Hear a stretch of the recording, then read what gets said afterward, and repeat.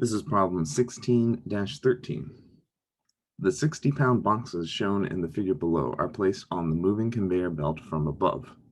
The boxes are 2 feet wide and the conveyor belt is moving at a constant speed of 5 feet per second. If the coefficient of friction between the boxes and the conveyor belt is mu sub k equal to 0.4, determine the maximum height h that the boxes can be and the distance d that the boxes move while they slip. Okay, so there's a little bit of imagination that is required for this, but there is information here that is implying certain facts. The big one is that they give you a kinetic coefficient of friction, meaning that the boxes are going to be sliding. So no time in this problem do they give us a static coefficient of friction. So we can probably assume that if these boxes ever stop sliding, that the problem is over. Okay, and so it says here the maximum height h the boxes can be and the distance d that the boxes move while they slip. All right, this might be a little tricky to understand exactly what it is they're asking of us here, but hopefully we can figure out with the math what they mean. Now, one thing to note is that they give us this sliding distance d, and they say the maximum height of the boxes, meaning how tall they are. So, and that's why they have this h. So that's what they mean by the maximum height. I know the first time that I read this problem, I thought that they were dropping the boxes, and we were talking about how high the boxes would be when they start to fall. But no, they're talking about how tall are these boxes allowed to be. Now, why? Why does the height of the box matter? Because that determines where the height of the center of gravity is going to be. So if they tell us that the boxes are 2 feet wide, we have a stuck width. We're stuck with this width 2 feet wide. But as the boxes get taller, their aspect ratio increases. So you could have still another 2 feet wide box, but if the box is taller, now the center of gravity is up here instead of down there. So it is going to affect whether or not these boxes would tip over, right? So we need to find a way to analyze, and the clue is that the boxes almost tipping over is going to be related to what we've done in the first couple problems where the wheel or the corner of the box had no force, no normal force to the ground. So let's see how this works. So as usual, let's go ahead and write down our givens. So we have the weight of the box is 60 pounds. And the box width is 2 feet. I'm gonna, just to minimize confusion, because a lot of times I write width as W, I'm gonna leave that out and we'll just put that width in the free body diagram. Okay, and then the belt is moving at a constant speed. So we could say like the velocity is equal to 5 feet per second. If the coefficient of friction, so mu sub k, the kinetic coefficient of friction is 0.4, then determine the maximum height h. So we got an h unknown, the boxes can be, and the distance d that they will slide. Okay, so they say that the boxes are going to slide and they're not going to tip over or anything. So just to clarify, that means the acceleration of the y is 0 and the angular acceleration is going to be 0. You could also say that the mu, angular velocity, is 0, but don't get that confused with my w for the weight up there. So I'm not going to write that. All right, and let's draw the free body diagram. So I'm going to make the box kind of big here. We know, I just want to be very clear not to forget this, that there's a 2-foot width. All right, and then we've got our weight that is centered on the center of gravity of 60 pounds. And then the box is slipping. So if the conveyor belt, if the motion of the conveyor belt is going this way, then that means that the box is being dragged to the right. So that means there's going to be a frictional force that this should be the positive direction of the friction. All right, and then there's going to be some normal force on the bottom of the box. But we know that we want this box to slip, and we want this box to slip at its maximum amount without actually tipping. So that means that we can pretty confidently put our normal force all the way at the corner of this box, because the box, as it's slipping, is going to want to rotate in this direction to tip over, because the conveyor belt is pushing this way at the bottom of the box. All right.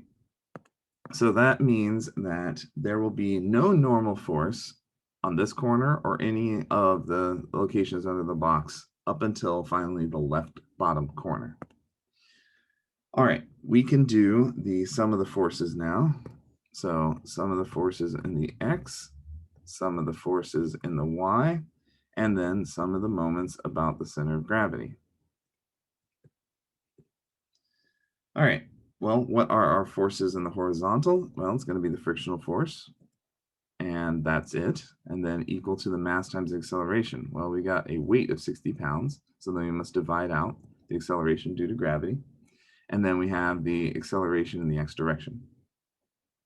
Some of the forces in the Y, well, there's going to be the weight of 60 pounds, but that's minus, and then plus the normal force. Okay, and then that's going to be equal to a mass and acceleration in the Y that is equal to 0.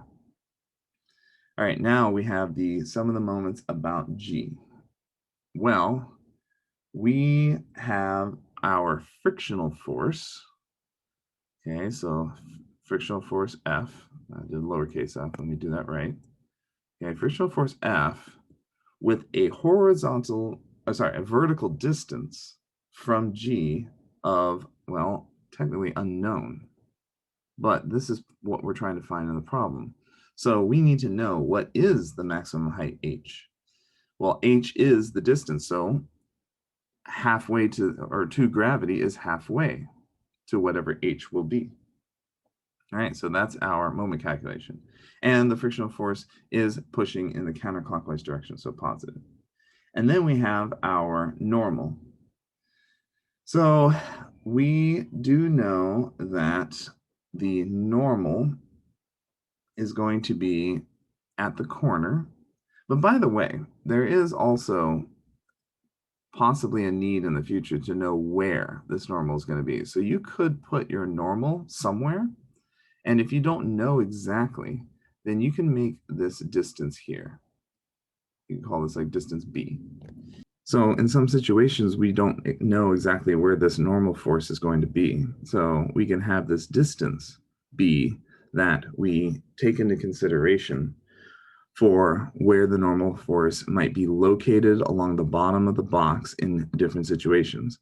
And just so you can see how the math for that works, if we're doing the moment calculation, the normal force is going to go in the clockwise direction, so negative, and then times the distance of, we know that there's going to be 1 foot maximum because there's a 2 feet all the way across the bottom of the box. So you're going to have half of that, 1 foot, but then minus whatever the distance B is, right? And then times the normal force. Now, in this case, because the box is assumed to be just about the tip at any time, B is going to be 0. So I kind of am showing you this for no reason right now, but I just wanted to hint at the usefulness of this because we may need it later. All right, and then we have the rotational inertia times alpha, which I haven't talked about yet, but I just keep previewing that it's a thing, and there's going to be no value for alpha for the angular acceleration, so 0. Okay, so we have 1, 2, 3, 4 unknowns, and we need 4 equations. Well, the last thing we can do is that the frictional force is equal to the normal force times the coefficient of kinetic friction, which we know is 0.4. So there's our 4th equation. All right, well, the h value is equal to 5 feet. The normal force is equal to 60 pounds. The frictional force is equal to 24 pounds. And the acceleration in the x direction is 12.88 feet per second squared. All right. So they wanted to know what the maximum height was, but we still don't know the distance d. Right? This is going to use that chain rule again. So we talked about this in the last problem, that we know that the acceleration is equal to the change in velocity over the change in time. And then we do the chain rule because we need position to be a value, a change in position to be part of the equation. So dx and dx multiplying by 1. So then that gives us the velocity dv dx. Okay, not ax, that's a d. All right, then we take the integral of both sides, and we end up with the integral of v dv equal to the integral of a dx. All right, and we know that then we have velocity squared over 2. This should all look familiar, is equal to the 12.88 acceleration that we found times x. I already did the integral, by the way.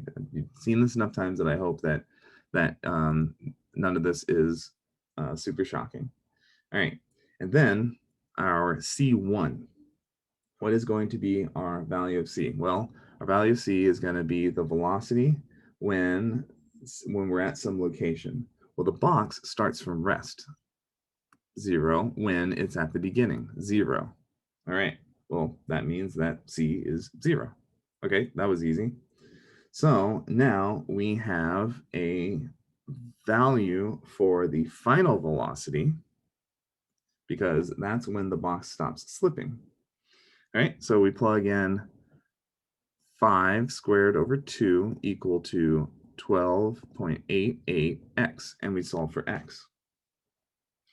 All right, the x value is equal to 0.971 feet, and that is the sliding distance.